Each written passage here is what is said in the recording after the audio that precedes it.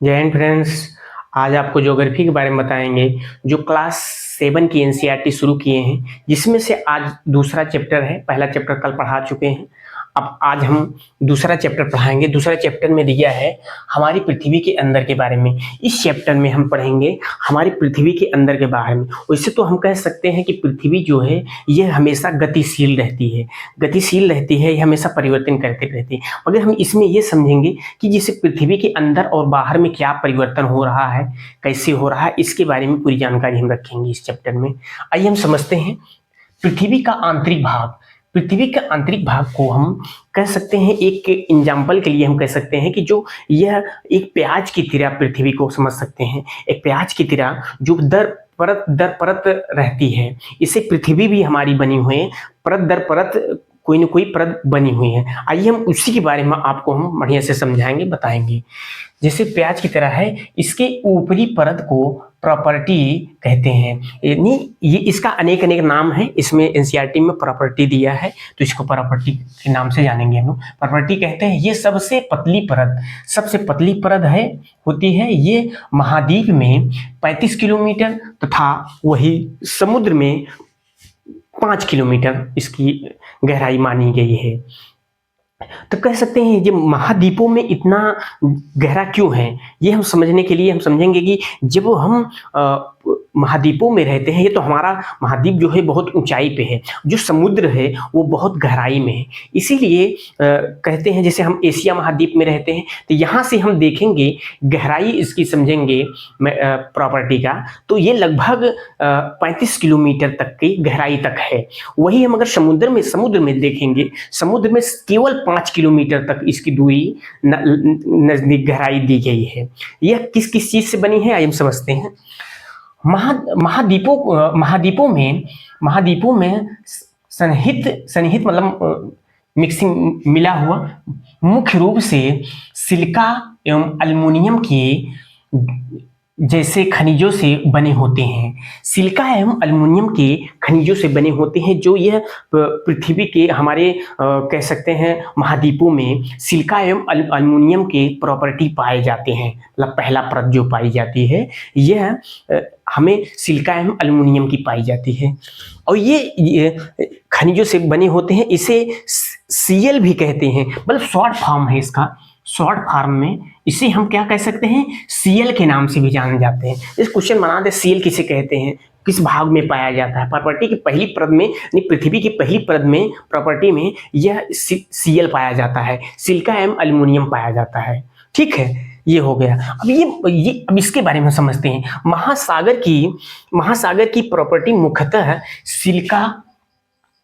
Silica एवं magnesium से बनी होती है। सिलिका एवं मैग्नीशियम से बनी होती है। इसे सीमय भी कहते हैं। मतलब कह सकते हैं हम जब महासागर के बारे में, सागरों के बारे में, समुद्र के नीचे, गहराई के नीचे हम बात करेंगे, यहाँ जब हमको मिलती है मेटल कौन कौन से मिलते हैं, सिलिका एवं मैग्नीशियम से बने होते हैं। इसे सीमय भी कहते हैं, ये शॉर्ट कहते हैं, ये दोनों को मिला के सीमय भी कहते हैं, और ये समझ में आ गया। अब आइए हम दूसरा समझते हैं, एकदम आसान से समझेंगे। प्रॉपर्टी के नीचे मेंटल होता है। ये प्रॉपर्टी की जो है ये पहली परत, हम जब इसी पहली परत के बारे में हम पढ़े हैं, तो पहली परत के नीचे क्या होती है, मेटल होता है। ये मेटल होता है। मेटल लगभग 2900 किलोमीटर तक फैला होता है। मेटल जो होता है यह 2900 किमी तक फैला होता है, 2900 किलोमीटर तक फैला होता है। इसकी सबसे आंतरिक परत क्रोड कहलाती है। इसकी सबसे आंतरिक परत, सबसे लास्ट वाली परत, ये पृथ्वी की लास्ट की परत है। 3 परतें पाई जाती हैं, प्रॉपर्टी, मेटल और क्रोड। ये सबसे लास्ट परत है, जिसकी गहराई, जिसकी त्रिज्या मतलब उसके त्रिज्या मतलब इसके यहाँ से शुरू होकर यहाँ तक की।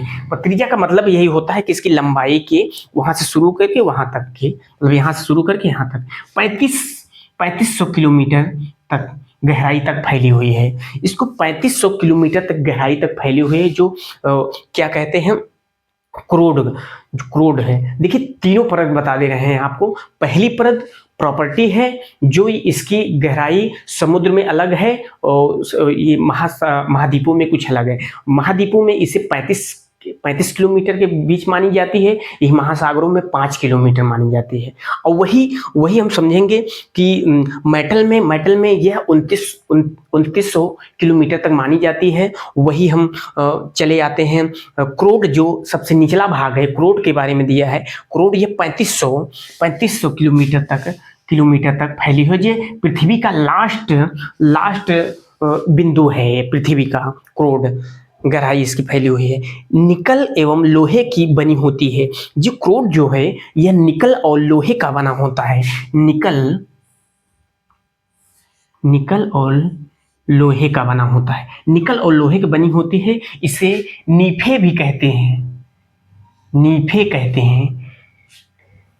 इसे शॉर्ट फॉर्म में नीफे के नाम पे जाना जाता है। ठीक है, समझा। अब कोई जैसे पूछ लेता है कि क्वेश्चन पूछ लिया कि क्या बोलते हैं, क्रोड की गहराई पृथ्वी से लगभग कितनी है? ये 3500 किलोमीटर तक गहराई तक फैली हुई है।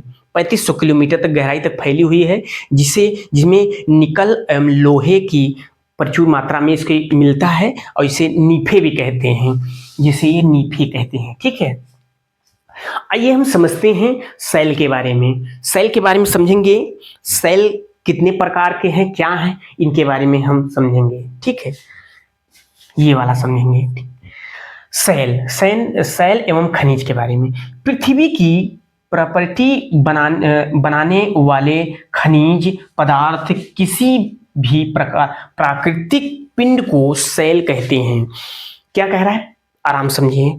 पृथ्वी की प्रॉपर्टी बनाने वाले खनिज पदार्थ किसी भी प्राकृतिक पिंड को सेल कहते हैं। ठीक है, सेल विभिन्न रंग, आकार एवं गठन के हो सकते हैं। कह सकते हैं सेल विभिन्न प्रकार के रंग के हो सकते हैं। आइए हम इस सेल के बारे में समझते हैं। ठीक है, अब सेल 3 प्रकार के होते हैं। अग्नीय सेल, ये अग्नि सेल हो गया, औषधि सेल हो गई, और कायांत्रिक सेल हो गई। अब ये तीनों सेलों को हम आराम से एक एक करके हम आपको बताएंगे, समझेंगे क्या है, कैसे है, इसके बारे में पूरी जानकारी आपको मिलेगी। ठीक है, अब हम समझते हैं ये अग्नि सेल के बारे में बताया गया है। द्रवित मैग्मा ठंडा होकर ठोस बन जाता है। इस प्रकार के सेल को अग्नि सेल कहते हैं। इन्हीं कह सकती हैं अग्नि सेल को हम द्रवित मैग्मा ठोस होकर वह ठंडा हो जाता है। मतलब वो वही कह रहा है, मैग्मा ठंडा होकर ठोस बन जाता है। इस प्रकार के सेल को अग्नि सेल कहते हैं। समझ में आया कि जब मैग्मा जब हमारी पृथ्वी से निकलता है, आइए हम ऊपर समझते हैं।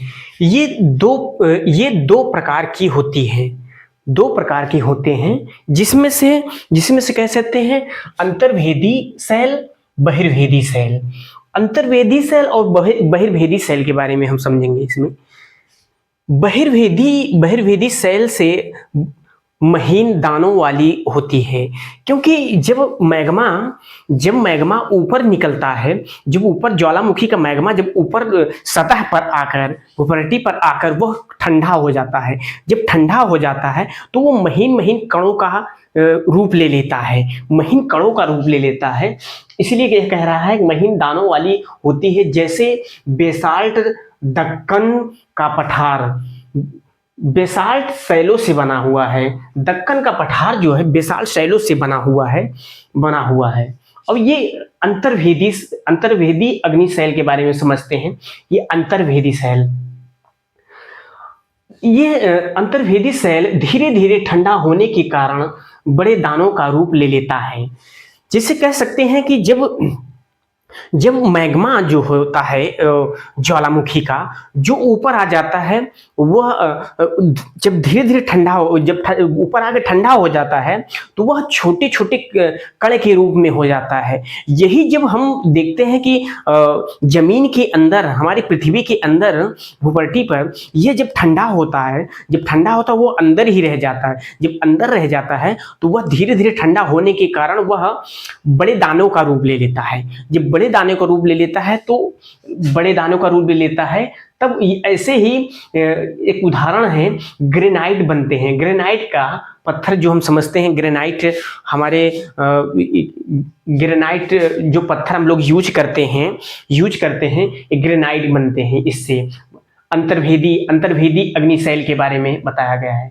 ठीक है, जो अंदर बनते हैं ये धीरे धीरे ठंडा होने के कारण क्योंकि बड़े हो जाते हैं। ठीक, अब ये औषधि शैल के बारे में समझते हैं हम। ये औषधि शैल के बारे में, औषध दबकर कठोर बनकर शैल की परत बनाते हैं, शैल की परत बनाते हैं। ये औषधि शैल जो होते हैं, ये औषधि शैल, ये जैसे कि ये बहिर्भेदी, अंतर्भेदी, ये सब शैलों से जब ये दाने उड़कर या कह सकते हैं हवा से, पानी से, ये जब एक जगह से दूसरे जगह जब जाते हैं, जाते हैं तो वहाँ एक दब कर वह एक कह सकते हैं औषधि शैल का निर्माण कर लेते हैं। औषधि शैल का निर्माण करते हैं। यह जैसे इसमें कह सकते हैं कि जीवाश्म के भी पाए जाते हैं। जीवाश्म कह सकते हैं कि जब अगर कोई भी वस्तु या कोई चीज अगर बह कर जाती है तो जब धीरे धीरे कण अगर जमता है तो उसमें वहाँ के पेड़ पौधे, किसी की मरे हुए का जीवाश्म हो या स्वयं जिंदा हुआ, यानी कह सकते हैं कि वो वस्तु पाई जाती है, उसके अंदर जीवाश्म भी पाए जाते हैं औषधि शैल में। एक ठोस धीरे धीरे दब कर और यानी एक एक परत जम कर यह बनते हैं औषधि शैल। उदाहरण के लिए बलुआ पत्थर रेत के दानों से बना हुआ है। बलुआ पत्थर जो होता है यह रेत के दानों से बना होता है। ठीक है, कायांतरिक शैलों के बारे में हम समझते हैं इसमें। कायांतरिक शैलों के बारे में, कायांतरिक शैल अग्नि एवं औषधि शैल उच्च ताप एवं दाब के कारण कायांतरिक शैलों में परिवर्तित हो जाते हैं। कह सकते हैं अग्नि शैल, औषधि शैल, अग्नि शैल एवं औषधि शैल के दोनों को मिलाकर अग्नि एवं औषधि शैल के उच्च ताप एवं दाब के कारण कायांतरिक शैलों में परिवर्तित हो जाते हैं। अब इसका क्या मतलब है? उच्च ताप और दाब के कारण यह कायांतरिक शैलों में परिवर्तित हो जाते हैं। जैसे हम समझते हैं, जैसे कि अगर अंदर है चिकनी मिट्टी जो होता है इस स्लेट में परिवर्तित हो जाती है, स्लेट में परिवर्तित हो जाती है। एवं चूना पत्थर जो होता है ये संगमरमर में परिवर्तित हो जाती है, ये परिवर्तित हो जाती है। ठीक है, ये कायांतरिक शैल ये अपने आप को बदलती है। कायांतरिक मतलब किसी वस्तु को, किसी चीज को अपने पास रहना, उसमें चेंजिंग लाना। कायांतरित मतलब कायांतरित मतलब कह सकते हैं कि चिकनी मिट्टी, यही बताया गया है, चिकनी मिट्टी को स्लेट में परिवर्तित कर देता है, वही चूना पत्थर को संगमरमर में परिवर्तित कर देता है। इसके किस लिए होता है ऐसा? अग्नि शैल एवं औषधि शैल के ताप और दाब के कारण यह परिवर्तित होता है, कायांतरिक शैल होती है। शैल चक्र के बारे में आप हम समझ सकते हैं। शैल चक्र क्या होता है? एक शैल से दूसरे शैल में परिवर्तित होने की इस प्रक्रिया को शैल चक्र कहते हैं। शैल चक्र मतलब समझते हैं कि एक में एक जाकर मिलना, मतलब कह सकते हैं एक शैल से दूसरे शैल में परिवर्तित होने की इस प्रक्रिया, एक शैल में दूसरे शैल में परिवर्तित होने की इस प्रक्रिया को शैल चक्र कहते हैं। शैल चक्र जो होता है यह, जैसे हम कह सकते हैं कि ये हो गया मैग्मा हो गया, ये शैलें हो गई, इधर आएगा, यहाँ से फिर इसमें आएगा, इसमें से फिर इसमें आएगा। मान लीजिए हम बता दे रहे हैं इसे, उसके बाद फिर यहीं में फिर जाकर यह अपने ज्वालामुखी में समाहित हो जाता है। मतलब इसीलिए कहते हैं कि कैसे शैल चक्र जब होता है, मैग्मा पहले मैग्मा में अग्नि शैल आ जाएगा, उसके बाद फिर आएगा अवसादी शैल, फिर कायांत्रिक शैल। कायांत्रिक जब शैलें होती हैं ये स्वयं को अपने आप में स्वयं को फिर उसमें मैग्मा में मैग्मा मतलब कह सकते हैं ज्वालामुखी में अपने आप को समाहित करते हैं, मतलब मिल जाता है उसको। इसीलिए शैल चक्र कहते हैं कि जैसे मान लीजिए अब यहाँ से शुरू हुआ, यहाँ से चालू हुआ, यहाँ से फिर यहाँ गया, फिर यहाँ से गया, फिर यहीं जाकर ज्वालामुखी में मिल जाता है। तो इसी को शैल चक्र कहते हैं। तो यही दिया गया है, शैल चक्र कहते हैं। ताप एवं दाब के कारण ये अग्नि अवसादी शैल कायांत्रिक शैलों में बदल जाते हैं। ताप एवं दाब के कारण अग्नि एवं अवसादी शैल कायांत्रिक शैल में बदल जाते हैं। कायांत्रिक अपने आप को बदल देता है। अत्यधिक ताप एवं दाब के कारण कायांत्रिक शैल पुनः जो होते हैं पुनः मिलकर, क्या लिखा हुआ है,